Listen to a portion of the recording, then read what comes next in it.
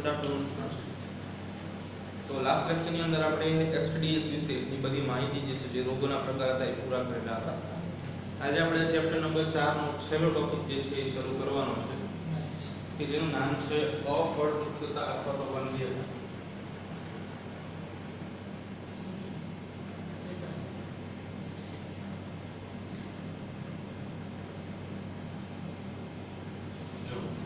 તો અફળદ્રુપતા અને વંધ્યતા જે છે એ શું કહેવા માંગે છે, તો સૌથી પહેલા આપણે એની વ્યાખ્યા સમજીએ કે સામાન્ય રીતે શું થાય કે ઘણા બધા યુગલો એટલે કે કપલ જે છે એની અંદર આ સમસ્યા જોવા મળતી હોય કે અસુરક્ષિત જાતીય સમાગમ કરવા છતાં પણ બાળક પેદા કરવા માટે નિષ્ફળ જતા હોય તો એને અફળદ્રુપતા તરીકે ઓળખવામાં આવે.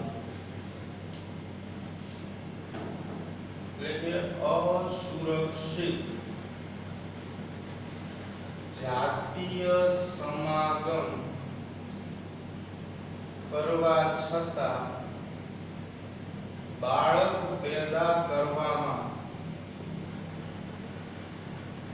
નિષ્ફળ જતા હોય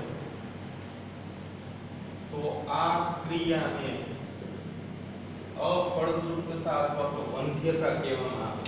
આ શબ્દ અસુરક્ષિત વાપર્યો છે. તો અસુરક્ષિત નો અર્થ એવો થાય કે જનરલી સુરક્ષિત સમાગમ અલગ વસ્તુ છે, પણ ઘણી વખત અસુરક્ષિત સમાગમ કરવા છતાં પણ બાળક જે છે એ પેદા ન થઈ શકતો હોય તો એને અફળદ્રુપતા અથવા તો વંધ્યતા તરીકે ઓળખવામાં આવે છે. તો જે આ અફળદ્રુપતા કે વંધ્યતા જે છે એની અંદર નર કે માદા બેમાંથી કોઈ પણ જે છે એ જવાબદાર હોઈ શકે છે.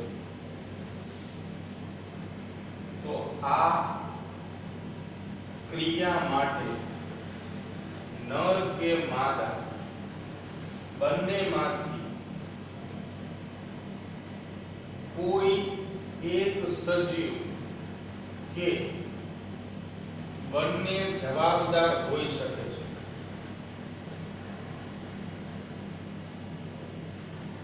પણ જનરલી ભારતની અંદર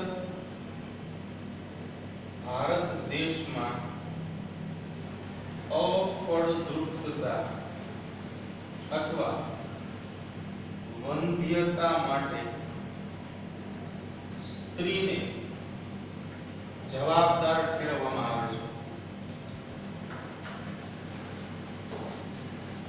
એટલે કે જે બધો દોષ છે એ સ્ત્રી માથે મૂકવામાં આવે છે અફળદ્રુપતા માટેનો.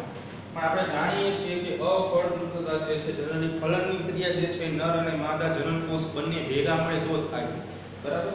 એના સિવાય શક્ય નથી. એટલે કે અફળદ્રુપતા જે છે નર અને માદા બંને માટે સમાન રીતે હોય છે. બંને જે છે આ ક્રિયા માટે જવાબદાર હોય છે. તો અફળદ્રુપતા જે છે એ થવાના કેટલાક કારણો જે છે અહીંયા આપણે રજૂ કરવાના છે. તો કારણોની વાત કરીએ કે કયા કયા એવા કારણો છે કે જેના કારણે અફળદ્રુપતા જે છે એ જોવા મળતી હોય છે. તો એની અંદર સૌથી પહેલા ઘણા જન્મજાત કારણો એટલે જન્મજાત રોગો. તો જન્મજાત રોગો શું કહેવા માંગે છે એની આપણે વાત કરીએ. આપણે કે ઘણી વખત જન્મની સાથે તે પુરુષ જે છે એ શુક્રકોષ ઉત્પન્ન કરવા માટે અસમર્થ હોય અથવા તો સ્ત્રી જે છે એ અંડકોષ ઉત્પન્ન કરવા અથવા તો ગર્ભ સ્થાપન કરવા માટે અસમર્થ હોય તો એને જન્મજાત રોગો કહેવામાં આવે. બીજા નંબર ઉપર ઘણી વખત શું થાય તો કે દવાની વિષારીતા અથવા તો પ્રતિઅસર સાઇડ ઇફેક્ટ જેને આપણે કહીએ, બરાબર? કે ઘણી દવાઓનો ડોઝ વધુ માત્રામાં લેવા દરમિયાન શું થતું હોય છે તો કે જે જનનકોષોનું નિર્માણ છે એ ક્રિયા ધીમી પડી જતી હોય છે. તો એના કારણે પણ આ જે છે અસર થતી જોવા મળે છે. તો બે મુખ્ય કારણ જોઈએ આપણે જન્મજાત રોગો અને બીજા નંબર પર દવાની વિષારીતા. આના સિવાય કેટલાક શારીરિક કારણ અને મનોવૈજ્ઞાનિક કારણો પણ આના માટે જવાબદાર હોય. શારીરિક કારણોની અંદર શું હોય તો કે સજીવ શરીરની અંદર એમાં માનવની અંદર ખાસ કરીને જે પ્રજનન અંગ હોય એની અંદર કંઈક ખામી હોય તો જનનકોષો જે છે એ સર્જવામાં મુશ્કેલી સર્જાતી હોય. મનોવૈજ્ઞાનિક કારણ તો જે વિચાર વિચાર શક્તિ અમુક સમય બાદ એવી થઈ ગઈ હોય જેના કારણે શું થતું હોય કે ખાસ કરીને ફલનની ક્રિયા શક્ય ન બને. બરાબર. સમાગમ વખતે એવા વિચારો જે છે દંપતી ક્રિએટ કરતા હોય કે જે ખરેખર આ ક્રિયા ઉપર સાઇડ ઇફેક્ટ કરતા હોય. અને છેલ્લું છે પ્રતિરક્ષા સંબંધિત કેટલાક કારણો.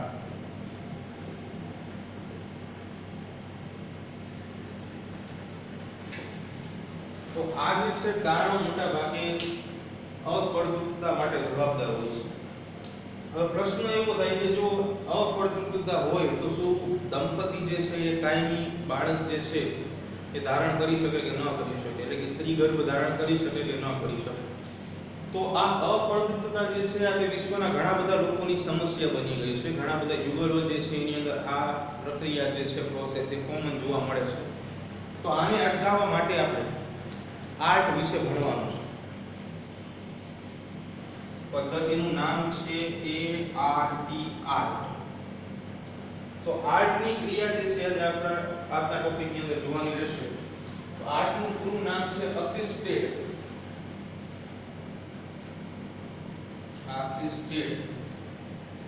Reproductive technologies.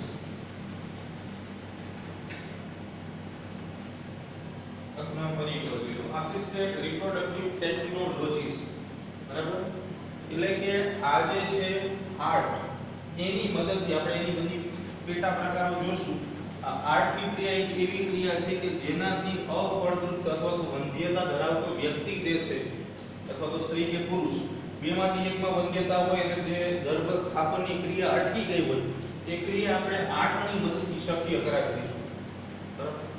તો આર્ટ જે છે એના વિશે આપણે જોવાનું રહેશે કે આર્ટને ગુજરાતીમાં સહાયક પ્રજનન પદ્ધતિઓ કહેવાય. સહાયક પ્રજનનની પદ્ધતિઓ.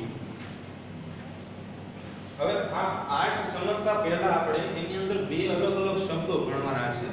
એક ઇન વિવો અને ઇન વિટ્રો. આ બે શબ્દ જે છે ને બહુ જ અગત્યના શબ્દો છે. એટલે એના વિશે આપણને સૌથી પહેલા તો માહિતી હોવી જરૂરી છે કે ભાઈ ઇન વિટ્રો શું કહેવામાં આવે છે અને ઇન વિવો ને શું કહેવાય. આ બે શબ્દ અત્યારથી યાદ રાખજો. ખરેખર આ શબ્દ વિશેની માહિતી તમને ધોરણ 11 માં હોવી જોઈએ. બરાબર. આ બે શબ્દ આપણે પાછળ ચેપ્ટર 11 અને 12 માં પણ કામ આવશે. એટલે અત્યારથી મગજમાં બેસાડી દેજો બે શબ્દ શું કહેવા માંગે છે. તો ફર્સ્ટ ઓફ ઓલ આપણે ઇન વિટ્રો વિશે વાત કરીએ. આ બંને લેટિન શબ્દ છે, વિટ્રો અને વિવો. તો લેટિન શબ્દ જે છે વિટ્રો, વિટ્રો નો અર્થ એવો થાય in a glass. Vitro means in a glass, એટલે કે કાચની અંદરની ક્રિયા. કાચની અંદર થતી ક્રિયા.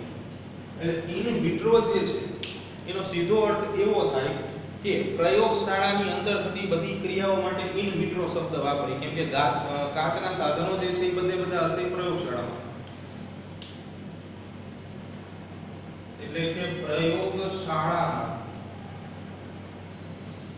થતી ક્રિયા એના માટે ઇન વિટ્રો શબ્દ વાપરજો. બીજો શબ્દ ઇન વિવો છે. તો વિવો ની વાત કરીએ સૌથી પહેલા. તો વિવો જે છે વિવો નો અર્થ એવો થાય in a living organism. Living organism એટલે કે જીવંત સજીવની અંદર થતી ક્રિયા. એટલે અહીંયા આપણે એટલું જ લખશું કે પ્રયોગશાળાની બહાર જીવંત સજીવની અંદર જે ક્રિયા થાય છે એને ઇન વિવો પ્રક્રિયા કહેશું. એટલે કે પ્રયોગશાળાની અંદર જીવંત સજીવની અંદર થતી ક્રિયા. પ્રયોગશાળાની બહાર જીવંત સજીવની અંદર થતી ક્રિયા એને આપણે ઇન વિવો તરીકે ઓળખશું. બરાબર. તો આ બે વિશે સામાન્ય માહિતી જે છે આટલી છે, ઇન વિવો અને ઇન વિટ્રો. આવી જ રીતે બીજા શબ્દ આવે એક્સ વિવો અને એક્સ વિટ્રો. પણ આપણને વિવો અને વિટ્રો વિશેની માહિતી હોય, વિટ્રો અને વિવો આ બે લેટિન શબ્દ, તો ઇન હોય કે એક્સ હોય એનાથી આપણે બીજું જે છે સમજી શકાય. અહીંયા ઇન શબ્દ છે એટલે આપણે અંદર લખેલું છે, એક્સ હોય તો બહાર લખશું. બરાબર. શબ્દ આવશે ત્યારે વધારે સમજાવીશું. અત્યારે ખાલી આપણે આ બે શબ્દનો યુઝ કરવાનો છે. તો અત્યારે આટલું જ રાખવું.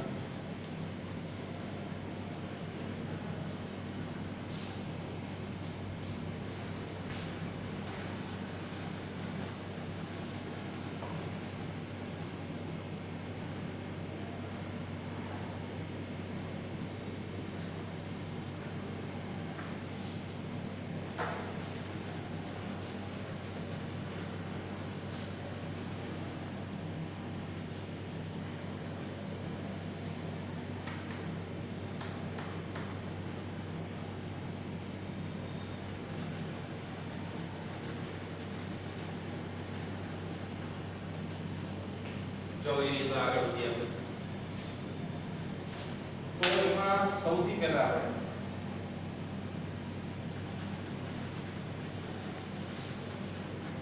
બે શબ્દ જે લખેલા છે એના આધારે સૌથી પહેલા આપણે ઇન વિટ્રો પ્રકારે થતી પ્રક્રિયાઓ જે છે એના વિશે વાત કરશું.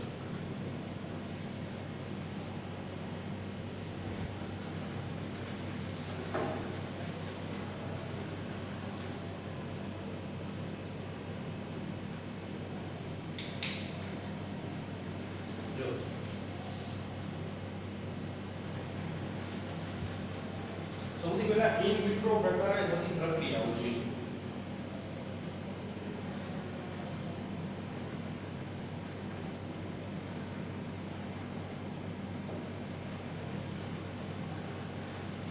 તો ઇન વિટ્રો પ્રકારે થતી પ્રક્રિયા જે છે એના વિશે આપણે જાણીશું કે અહીંયા આપણે ઇન વિટ્રો વિટ્રોનો અર્થ એવો થાય ઇન ગ્લાસ એટલે કાચની અંદર એટલે પ્રયોગશાળાની અંદર માનવ જીવંત સજીવ જે છે એની બહાર ક્રિયા કરાવે છે. તો એની અંદર સૌથી પહેલા આપણે જોવાનું છે જો તમને આમાં બે ઉદાહરણ આપેલા છે ખાસ કરીને ઇન વિટ્રોની અંદર જ્યારે આપણે પ્રક્રિયા કરતા હોય તેમાં સૌથી પહેલા આપણે જોશું ટેસ્ટ ટ્યુબ બેબી. ઘણો કોમન શબ્દ છે ટેસ્ટ ટ્યુબ બેબી. તો આની અંદર શું કરવામાં આવે છે એની વાત કરીએ તો શબ્દ અહીંયા ટેસ્ટ ટ્યુબ આપણને ખબર પડી જાય બીજો શબ્દ બેબી છે.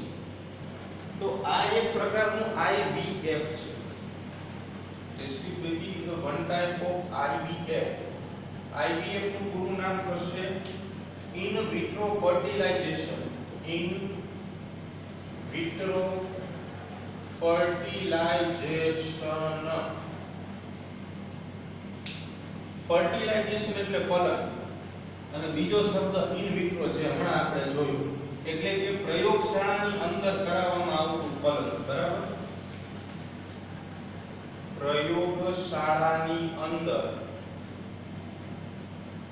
થતું ફલન અથવા તો કરાવવામાં આવતું ફલન અથવા બીજા શબ્દોમાં જો તમારે લખવું હોય તો તમે એમ પણ લખી શકો છો કે સજીવ દેહની બહારની બાજુ સજીવ દેહની બહારની બાજુ કરવામાં આવતું ફલન.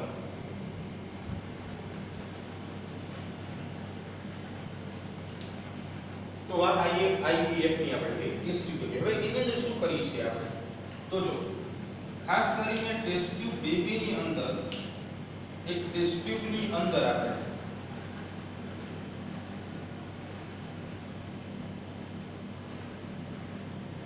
આ ટેસ્ટ ટ્યુબ છે એ ટેસ્ટ ટ્યુબ ની અંદર આપણે ખાસ કરીને દાતા અથવા તો પતિના શુક્રકોષો અથવા દાતા સ્ત્રી દાતા પુરુષ અથવા તો પતિના શુક્રકોષો અથવા દાતા સ્ત્રી કે પત્નીના અંડકોષો આ બંનેને ભેગા કરી છે અને યોગ્ય પરિસ્થિતિ પૂરી પાડી છે. યોગ્ય પરિસ્થિતિ પૂરી પાડવામાં આવે છે. હવે તમે એક વસ્તુ જુઓ કે અહીંયા એક શબ્દ લખેલો છે એક તો દાતા પુરુષ છે ને એવું ને એવું દાતા સ્ત્રી છે. દાતા પુરુષ જે છે એના ઓબ્લિકમાં પતિના શુક્રકોષો લખ્યા છે. તો પ્રશ્ન એવો થાય કે ભાઈ આવું ઇન વિટ્રો ફલન જે છે એટલે કે IVF ઇન વિટ્રો ફર્ટિલાઇઝેશન એ કેવી રીતે અથવા તો શા માટે કરાવી તો એના ઘણા બધા કારણો બનતા હોય. એની અંદર મુખ્ય કારણોમાં શું હોય કે પુરુષ જે છે એ ઘણી વખત ઓછા શુક્રકોષો ઉત્પન્ન કરે અથવા શુક્રકોષ ન પણ ઉત્પન્ન કરી શકે અથવા શુક્રકોષોની અંદર જે શક્તિશાળી ચલિત શુક્રકોષો હોય એની સંખ્યા ઓછી હોય અથવા તો સ્ત્રી જે છે એ અંડકોષ ન ઉત્પન્ન કરી શકે અથવા તો સ્ત્રીની અંદર ગર્ભ સ્થાપન માટેની સાનુકૂળતા ન હોય. તો આવા કેટલાક રીઝન હોય. તો એટલા માટે જ્યારે પુરુષ શુક્રકોષો ઉત્પન્ન નથી કરી શકતો તો પતિના શુક્રકોષ સિવાય કોઈ દાતા વ્યક્તિ જે છે એના શુક્રકોષો જે છે એ એડ કરવાના હોય. એવી જ રીતે દાતા સ્ત્રી જે છે એના માટે પણ એ જ વાત છે કે ઘણી વખત શું થાય કે પત્ની દ્વારા અંડકોષ ન ઉત્પન્ન થઈ શકતો હોય અથવા જે યોગ્ય લક્ષણો ધરાવતો અને પરિપક્વ અંડકોષ ઉત્પન્ન થવો જોઈએ એવો અંડકોષ ન ઉત્પન્ન થતો હોય ત્યારે કોઈ દાતા સ્ત્રી જે છે એમાંથી અંડકોષ લેવામાં આવે. તો આવી રીતે અંડકોષ અને શુક્રકોષોના સમૂહને આ માધ્યમમાં ભેગા કરવામાં આવે છે. બીજો એક શબ્દ અહીંયા લખ્યો છે યોગ્ય પરિસ્થિતિ જે છે એ આપણે પૂરી પાડી છે. યોગ્ય પરિસ્થિતિનો અર્થ એવો થાય કે અહીં યોગ્ય એવા ઘટકો જે છે એનો ઉમેરો કરી છે જેને કારણે જો જનરલી શું હોય કે આ પ્રક્રિયા કુદરતી જ્યારે થતી હોય તો એ સમયે સ્ત્રીના ગર્ભાશયની અંદર થશે, ફલનની ક્રિયા અંડવાહિનીની અંદર થશે, તો સ્ત્રીના શરીરની અંદરથી પોષક ઘટકો પૂરતી માત્રામાં મળતા રહે. પણ અહીંયા આ પ્રક્રિયા આપણે બહાર કરી છે ઇન વિટ્રો માધ્યમ, બરાબર? તો ત્યાં શું કરી કે આપણે યોગ્ય પરિસ્થિતિ પૂરી પાડવી પડે કે જેને કારણે શું થાય કે જેને કારણે ફલન બાદ જે ફલિતાંડ વિકસે છે એમાંથી જે ભ્રૂણ મળે એને યોગ્ય પોષણ મળી રહે. તો અહીંયા શું થયું તો કે જો અંદર તમે શુક્રકોષો અને અંડકોષો બંનેને નાખી દીધા,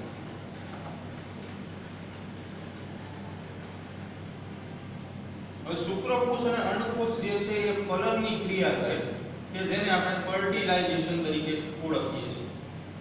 તો ફલનની ક્રિયા થઈને અંતિમ નિપજ શું મળે તો કે તમે પરીક્ષામાં પ્રશ્ન પણ ભણી ગયા છો, ફલિતાંડ અથવા તો એને આપણે યુગ્મનજ કે ઝાયગોટ કહી છે. આ ફલિતાંડ કરે. ફલિતાંડ જે છે એ માત્ર દ્વિકોષીય અવસ્થા છે. એટલે ફલિતાંડ વિશે જો આપણે વાત કરીએ તો ફલિતાંડ આવું હોય.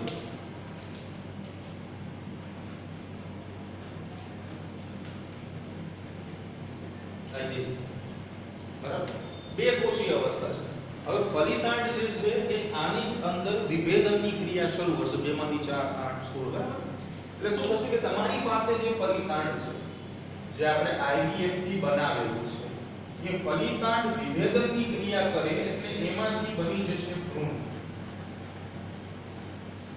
એટલે કે ઝાયગોટ કન્વર્ટ ઇન્ટુ એમ્બ્રિયો.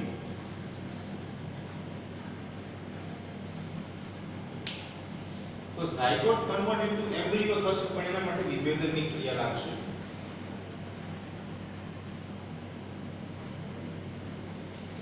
તો ફલિતાંડ ત્રિકોષીય અવસ્થા એટલે કે ફોર એક્ઝામ્પલ કે આ બે કોષીય ફલિતાંડ અને આ ઘણા બધા કોષો વાળું ભ્રૂણ.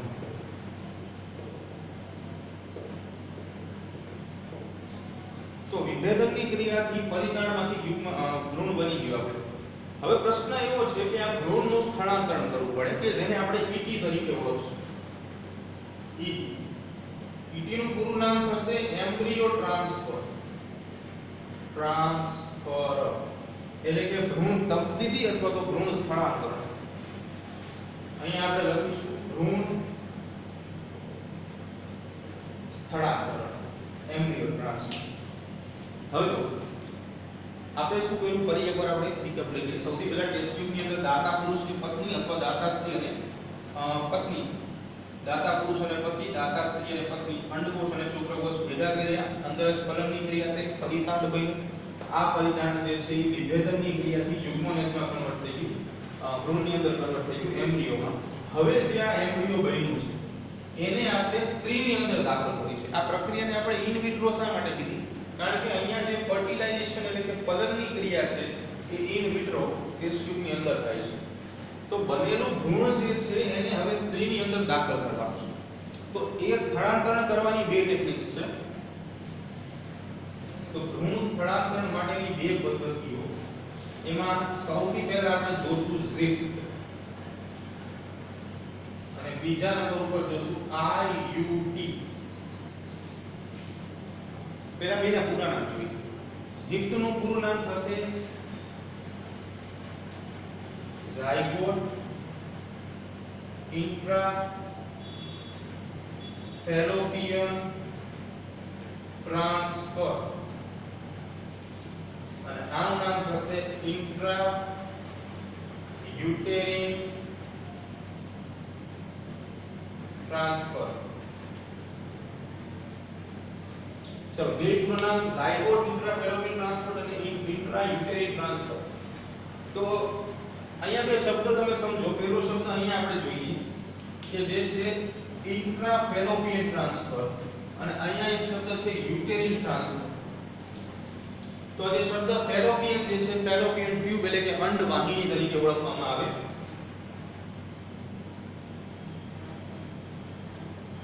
આવો વિસ્તાર અંડવાહિની અંગ્રેજીમાં કહીશું ફેલોપિયન ટ્યુબ.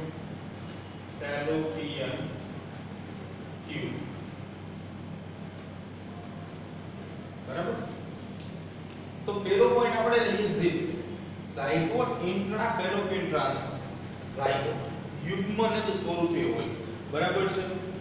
ફલિતાંડ અને યુગ્મનજની વ્યાખ્યાઓ આપણે આપેલી હતી બે કોષીય અને ઘણા બધા કોષીય. તો જો તમારું ભ્રૂણ 8 કોષ કરતા ઓછા કોષો વાળી અવસ્થા ધરાવે તો તેને અંડવાહિનીમાં દાખલ કરવામાં આવે છે. શબ્દો પર ખાસ ધ્યાન આપજો. પહેલો જ શબ્દ છે 8 કોષ કરતા ઓછું જો ભ્રૂણ બનેલું હોય તો એને અંડવાહિનીમાં એટલે કે અહીંયા દાખલ કરવામાં આવે. એટલે કે 8 કોષ કરતા ઓછા કોષીય અથવા ઓછી કોષીય અવસ્થા વાળું ભ્રૂણ. એવી જ રીતે કદાચ આ ભ્રૂણ જે છે એ 8 કોષ કરતા વધુ અવસ્થા સુધી પહોંચી ગયું હોય તો 8 કોષ કરતા વધુ અવસ્થા વાળું ભ્રૂણ ને ગર્ભાશય યુટેરિન ગર્ભાશયમાં દાખલ કરવામાં આવે છે.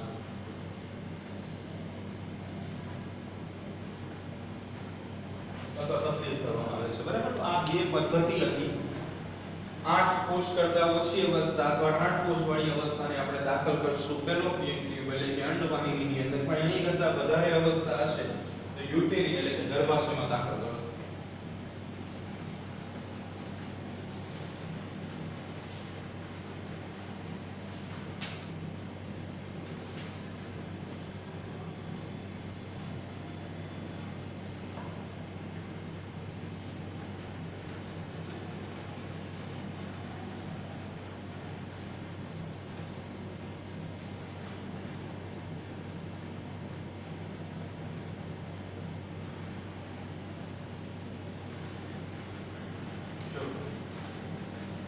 આગળ વધીએ.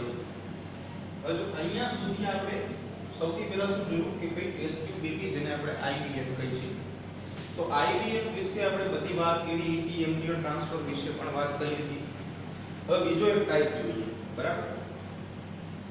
જો બુકની અંદર તમે આ રીતે લખજો તો તમને વાંચવામાં સરળતા પડશે કે મેં આ બધું જે છે અલગ અલગ કરાવી સેપરેટ કરાવી લખું છું. બુકની અંદર તમને બધું પેરેગ્રાફ વાઇઝ આપેલું છે.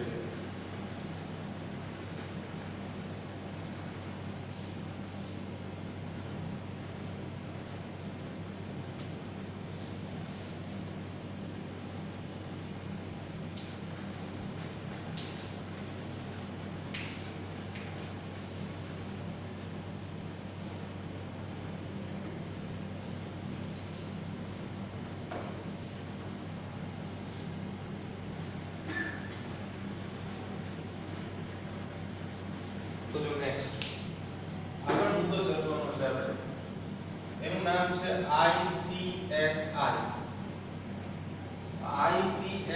શું છે તો ઇન્ટ્રાસાઇટોપ્લાઝમિક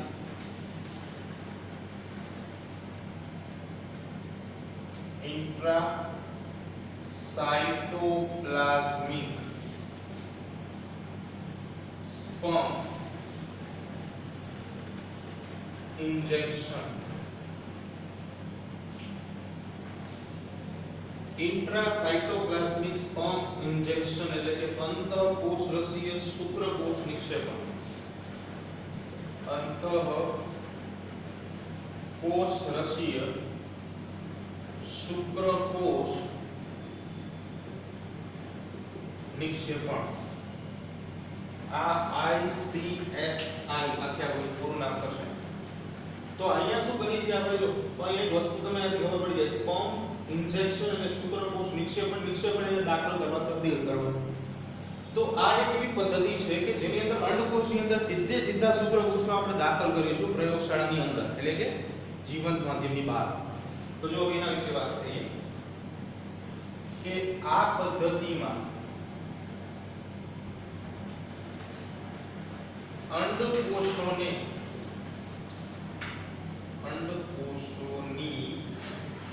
અંદર શુક્રકોષોને સીધા જ દાખલ કરવામાં આવે છે. બધી ક્રિયા જે છે એ પ્રયોગશાળાની અંદર આપણે કરીએ છીએ, પ્રોસેસ ઇન વિટ્રો થતી હોય છે. હવે જો કે અંડકોષોની અંદર શુક્રકોષોને દાખલ કરીને ફલનની ક્રિયા થવાની છે. ફલનની ક્રિયાથી ફલિતાંડ બનવાનું છે. એમાં વિભેદનની ક્રિયા થાય એટલે ફલિતાંડમાંથી યુગ્મ ભ્રૂણ બનશે.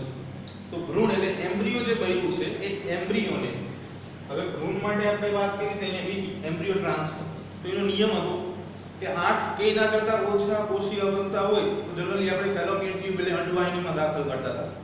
પણ 8 કોષ કરતા વધુ અવસ્થા હોય તો આપણે યુટેરિન એટલે કે ગર્ભાશયમાં તબદીલ કરતા હતા.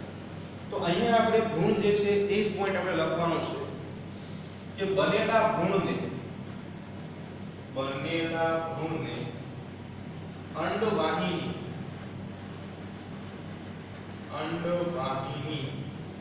કે ગર્ભાશયમાં તબદીલ એટલે કે દાખલ કરવામાં આવે છે. બરાબર? તો આ તો ICSI. ચાલો હવે અહીંયા સુધી ઇન વિટ્રો બધું પૂરું થઈ ગયું. હવે સ્ટાર્ટ કરીએ ઇન વિવો.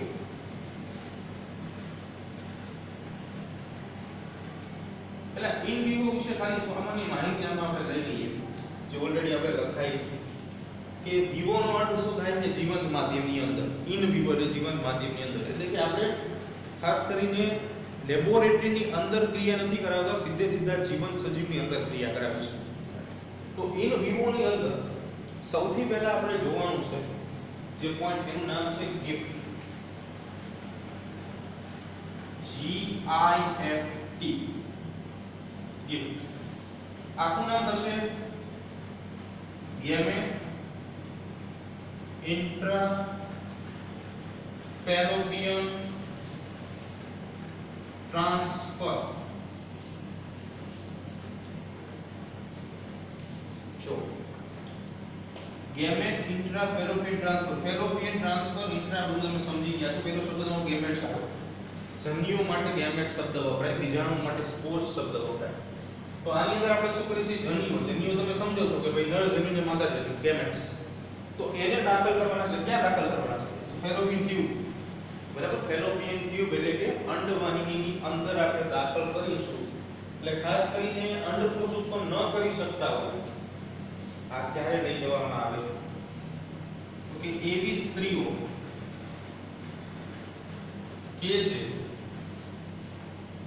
માત્ર અંડકોષો ઉત્પન્ન કરી શકતા નથી, અંડકોષો ઉત્પન્ન કરી શકતા નથી, પરંતુ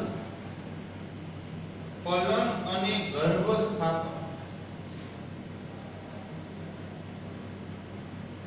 કરી શકે છે, તેના માટે આ પદ્ધતિ વપરાય છે. તેના માટે આ પદ્ધતિ વપરાય છે. ખાસ આ મુદ્દો યાદ રાખવાનો છે કે જે સ્ત્રીઓ માત્ર અંડકોષો ઉત્પન્ન નથી કરી શકતી, બાકી ફલન અને ગર્ભસ્થાપન તો આ સ્ત્રીઓ કરી જ શકે છે. તો એના માટે આપણે GIFT ઇન શોર્ટમાં આપણે ગિફ્ટ કર્યું એટલે કે ગેમેટ ઇન્ટ્રાફેલોપિયન ટ્રાન્સફર યુઝ કરી છે. જો આમાં ઘણા બધા કેસીસ બીજા પણ હોય છે ઘણી વખત કે જનરલી શું હોય કે સ્ત્રી જે છે ને એની અંડવાહિનીની વાત કરીએ આપણે. આ અંડવાહિની તો ફેલોપિયન ટ્યુબ. તો ફેલોપિયન ટ્યુબ જે છે એ સામાન્ય રીતે આવી હોય, પણ ઘણી સ્ત્રીઓની અંદર શું થાય કે ફેલોપિયન ટ્યુબનો અમુક ભાગ જે છે એ ચોંટી જાય એટલે કે ફેલોપિયન ટ્યુબ બંધ થઈ જાય. એટલે કે નોર્મલ સ્ટેજમાં મેં ફેલોપિયન ટ્યુબ દોરેલી છે અને આપણે ટૂંકી સ્ટેજમાં દોરી તો જો અહીંયા ત્યાં ચોંટી જતી હોય ફેલોપિયન ટ્યુબ અને આગળ જતા ખુલી જતી હોય. તો જે આ ચોંટેલો ભાગ તમે જોવો છો જેના કારણે શું થાય કે અહીંયાથી અંડકોશ ઉત્પન્ન થયો હોય પણ એ અંડકોશ અહીંયા સુધી પહોંચી શકે બસ ધેટ્સ ઓલ આગળ જઈ શકે નહીં તો એવી સ્ત્રીઓની અંદર GIFT ગિફ્ટ કરવામાં આવે છે તો ગિફ્ટ ની અંદર શું કરવામાં આવે છે હવે એની વાત કરીએ તો અહીંયા હું લખીશ ખાલી કે ચોંટી ગયેલી અંડવાહિની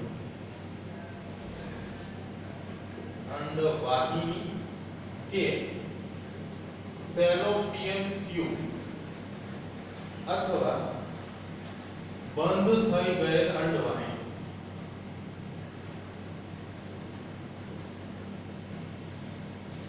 આ નોર્મલ કન્ડિશન છે આ સરપ્લસ કન્ડિશન છે ગિફ્ટ ની અંદર તો ગિફ્ટ માં એટલે કે GIFT માં દાતા સ્ત્રી માંથી અંડકોશ અને પતિ અથવા દાતા પુરુષ માંથી શુક્રકોશ લઈ અંડવાહિનીમાં દાખલ કરાવવામાં આવે છે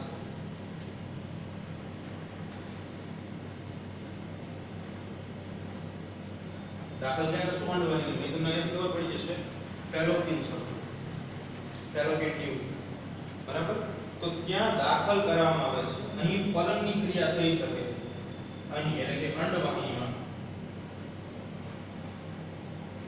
ફલન થઈ શકે અને ગર્ભાશયમાં ગર્ભસ્થાપન થશે તો આ માત્ર સ્ત્રીઓ માટેની અત્યાર સુધી વાત કરી હવે બે જે પોઈન્ટ આપણે જોશું એ પુરુષો માટે જોશું બરાબર તો આ ગિફ્ટ હતી ગેમેટ ઇન્ટ્રાફેલોપિયન ટ્રાન્સફર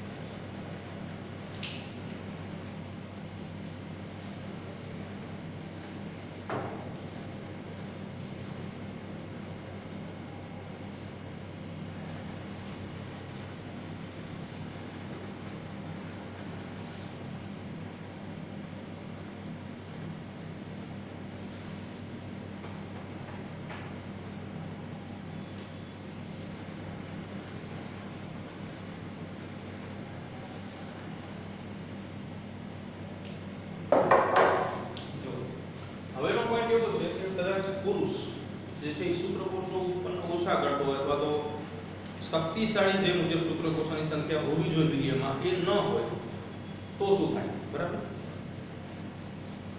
એટલે ખાલી આપણે એટલો મુદ્દો લખશું કે પુરુષ સાથીમાં ખામી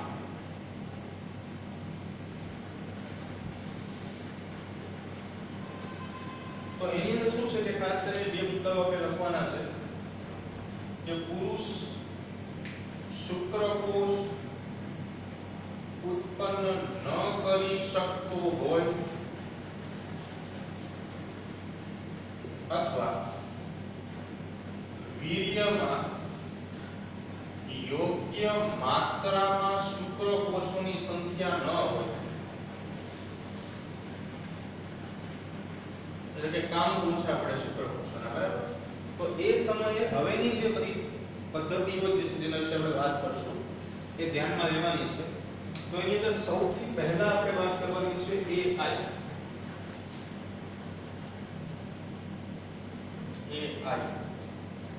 એટલે કે આર્ટિફિશિયલ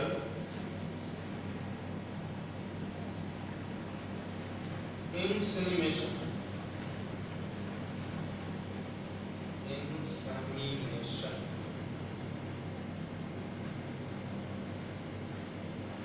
artificial insemination અહીંયા એક શબ્દ છે semen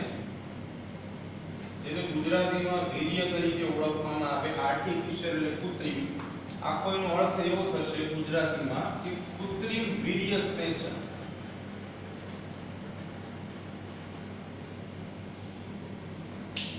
આર્ટિફિશિયલ ઇન્સેમિનેશન એટલે કે કૃત્રિમ વીર્ય સેચન. તો પુરુષ શુક્રકોષો ઉત્પન્ન ન કરી શકતો અથવા યોગ્ય સંખ્યામાં શુક્રકોષો જે છે એ વીર્યમાં હાજર ન હોય તો આ પદ્ધતિ જે છે એનો ઉપયોગ કરવામાં આવે છે. પદ્ધતિમાં શું કરવામાં આવે છે તો કે દાતા પુરુષ પાસે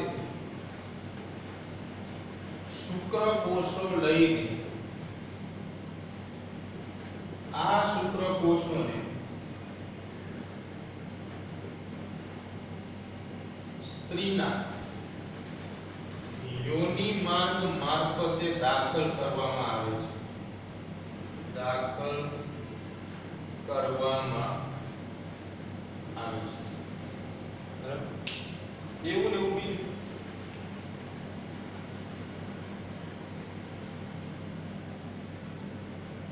IUI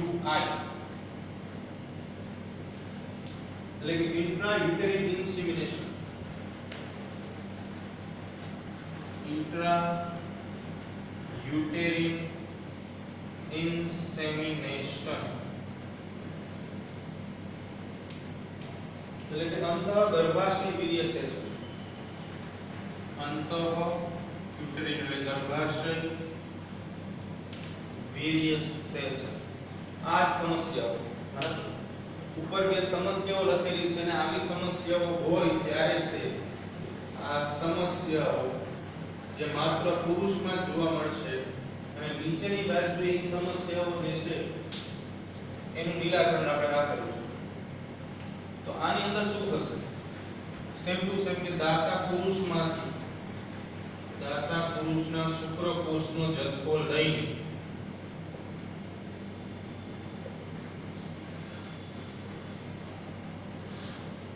માદાના શરીરમાં ગર્ભાશયમાં તબદીલ કરવામાં આવે છે અથવા તો ગર્ભાશયમાં દાખલ કરવામાં આવે છે.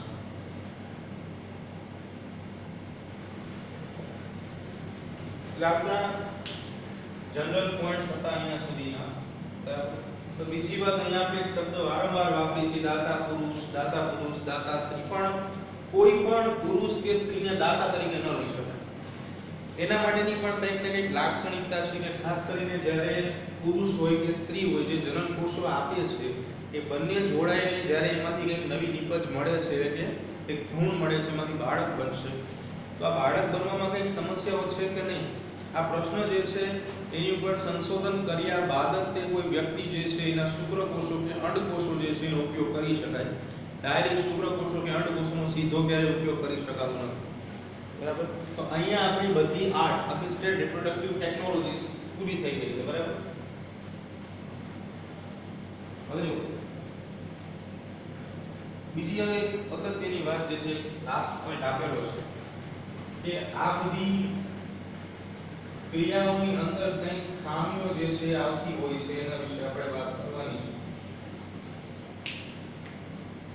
તો 8 ના કેટલાક નુકસાનકારક પાસાઓ એવો પ્રશ્ન પૂછાય.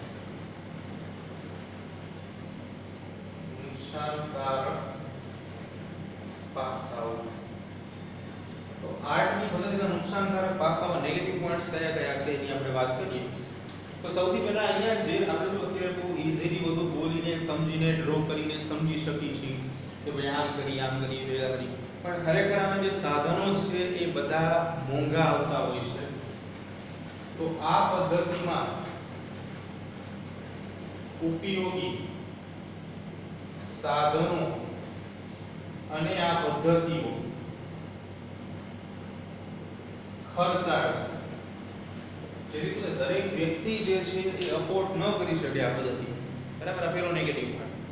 બીજું કે જનરલી શું થાય છે કે અહીંયા આપણે દાતા પુરુષ દાતા સ્ત્રી એટલે કે કોઈ બીજો વ્યક્તિ એના જનન કોષોનો ઉપયોગ કરીએ છીએ તો સામાજિક દ્રષ્ટિએ અને માનસિક દ્રષ્ટિએ આ જે પદ્ધતિ જે છે એ સફળ થઈ કહેવાય નહીં. એટલે કે માનસિક રીતે અને સામાજિક રીતે ઘણા પ્રશ્નો સર્જાય છે. બરાબર, જલ્દી શું થાય કે બીજા વ્યક્તિના શુક્રકોષો હોય તો બાળક જે આવે કંઈક ને કંઈક લક્ષણો જે છે આપણે આનુવંશિકતામાં ભણી ગયા છીએ કે માતા પિતા જેવા કંઈક ને કંઈક લક્ષણો તો બાળક ધરાવવાનું જ છે. તો દાદા પુરુષ હોય તો એના જેવા લક્ષણ બાળક ધરાવે છે. સામાજિક અને માનસિક રીતે પોતાનું બાળક ન હોય એવી લાગણી જે છે અનુભવાય. બીજું કે ભારત દેશની અંદર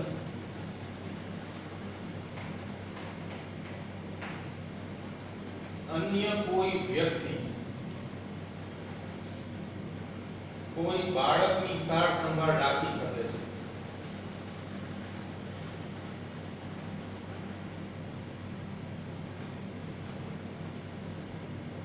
અબોર્ટ કરી શકે છે તો એ જે છે 8% સારી એવી પદ્ધતિ કહેવાય. ભારત દેશ એવો દેશ છે કે જ્યાં ઘણા બધા અનાથ આશ્રમો છે અને વૃદ્ધાશ્રમો છે. તો એની અંદર જે અનાથ બાળકો છે જેના કોઈ માતા પિતા નથી એવા જે બાળકો છે એને આવા નિસંતાન દંપતી જે છે એ પોતાના બાળકનો દરજ્જો આપી શકે છે.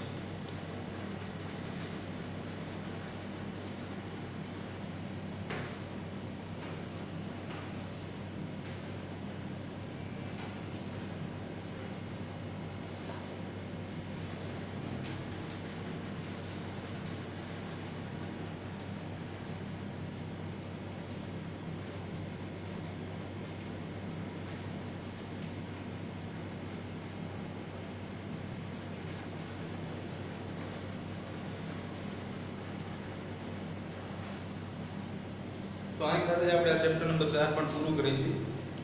આજે આટલું જ રાખીએ. આવતું જે છે નેક્સ્ટ લેક્ચરમાં ચર્ચા કરીશું નવા ચેપ્ટર સાથે.